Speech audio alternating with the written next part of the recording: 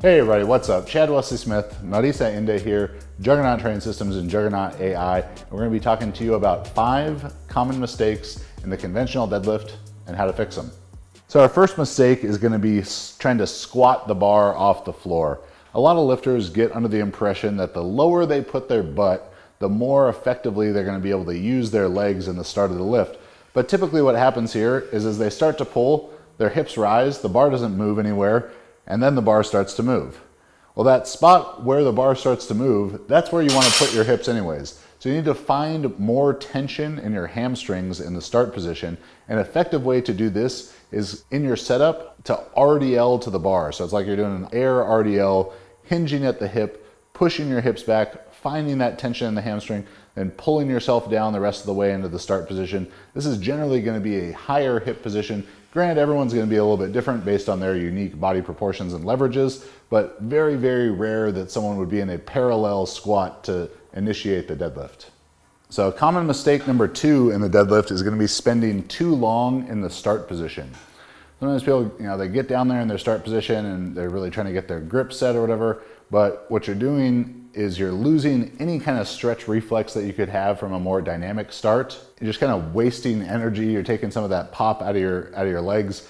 And while the technique of the deadlift is important, it's not that intricate, so you don't want to give yourself too much time to overthink it when you're down in that position. A problem here can also be that in your earlier sets, you get set fairly quick and go, and then as the weight gets heavier, you're spending more time, you're doing extra pumps down there, taking extra breaths. You want to have a consistent tempo, rhythm, pattern that you're following, a routine that you're following with every lift, regardless of the weight. So think of this setup routine kind of like a basketball player's free throw routine. They're doing the exact same thing every time. You want to have that so it's just a well-practiced and rehearsed process. So common mistake number 3 in the deadlift is going to be problems in your hand position. Commonly, hands too wide, and less common is hands too narrow.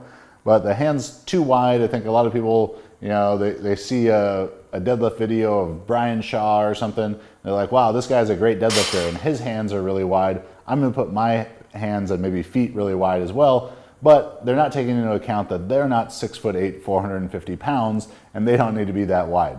Use your shins as the guide, putting your grip just outside your shins, making your arms as effectively long as they can possibly be. You don't want to take this cue, overboard and put your hands too close where they're almost on top of your shins, and your shins and knees are like pushing your arms away from you, pushing the bar farther away from your body. So use your shins as the guide. Right outside should be essentially a plumb line down from your shoulders. There are some occasions where very wide-shouldered, broad-chested athletes may have a slightly wider grip than that, but you still want it to be in as tight as you can.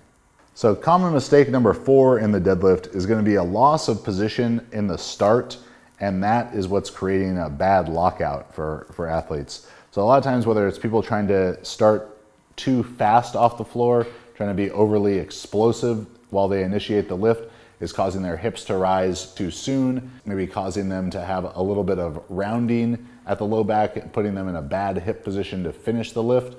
See this pretty commonly with like super heavyweight lifters where they look like they're really fast and the bar just stops maybe an inch or 2 short of lockout, like it's hit a wall. This problem could be solved from a number of things. If you're losing position, you might need to do a better job protecting the armpits, which is a cue we like to use to help engage the lats better for a stronger, rigid torso position. You may need to be intentionally more patient off of the floor. While being fast off the floor is great and gonna make for an easier lift, being fast for the sake of being fast is not gonna be what you want in the case that you're being fast because you're jerking the bar off the floor or your hips are rising too fast. And then you might also need to use that hamstring tension RDLing into position to find a better start position for yourself.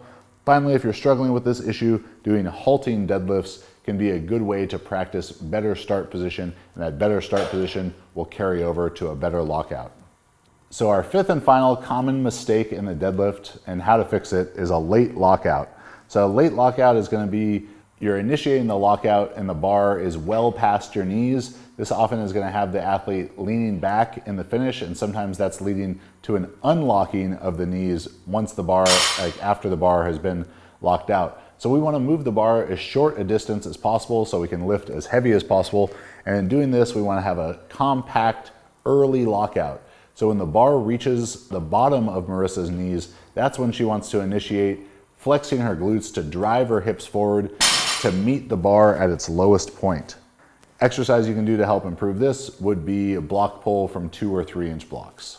So those are 5 common mistakes in the deadlift and some simple ways to fix them. Hopefully if you're struggling with any of these issues, those tips can help you out, help you get some more kilos on the bar. If you're interested in getting a totally customized program for you, you can check out juggernautai.app for a 2-week free trial of the 4.9 star rated Juggernaut AI app. Get totally customized training that grows and adapts with your feedback.